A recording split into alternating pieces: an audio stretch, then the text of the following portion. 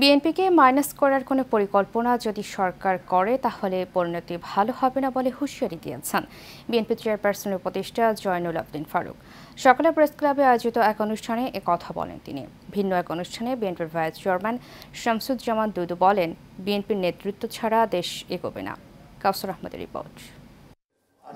শহীদ রাষ্ট্রপতি জিয়াউর রহমানের ৪৪তম শাহাদাত বার্ষিকী উপলক্ষে প্রেস ক্লাবে বিভিন্ন সংগঠনের উদ্যোগে আলোচনা সভায় অংশ নেন বিএনপির কেন্দ্রীয় নেতারা। যেই দলের নেতা বাংলাদেশের স্বাধীনতা ঘোষণা না করলে সেদিন শেখ মুজিব স্বাধীনতা ঘোষণা করতেন না, পাকিস্তানের প্রধানমন্ত্রী হতেন।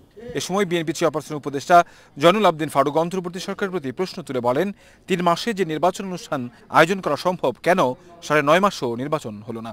রাজনৈতিক অধিকার, গণতন্ত্র প্রতিষ্ঠার, ভোটাধিকার প্রতিষ্ঠার আন্দোলনে যেই সকল দল অংশগ্রহণ করেছে সেই সকল দলেই একটি সুষ্ঠু নির্বাচনে সরকারে যাবে, সরকার গঠন করবে, তখনই সিদ্ধান্ত নেবে দেশে করিডোর দিব কি, বন্দর দিব কি, সচিবালয় অধ্যাদেশ জারি করব কি, সেগুলো তাদের বিষয়। ভিন্ন এক অনুষ্ঠানে বিএনপির ভাইস চেয়ারম্যান শামসুজ্জামান দুদু বলেন, গণতন্ত্রকে ঠেকাতে ষড়যন্ত্র হচ্ছে। ডিসেম্বরে যদি সরকার নির্বাচন করতে ব্যর্থ হয় তবে গণতন্ত্র হুমকিতে পড়বে। বাংলাদেশ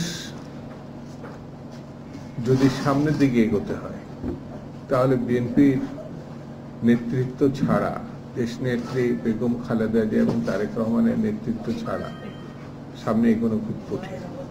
দুদু বলেন, স্বৈরশাসকের পতন ঘটেছে গণতন্ত্র প্রতিষ্ঠা করতে, কিন্তু গণতন্ত্র কিভাবে ঠেকানো যায় সেই চেষ্টা করছে একটি মহল।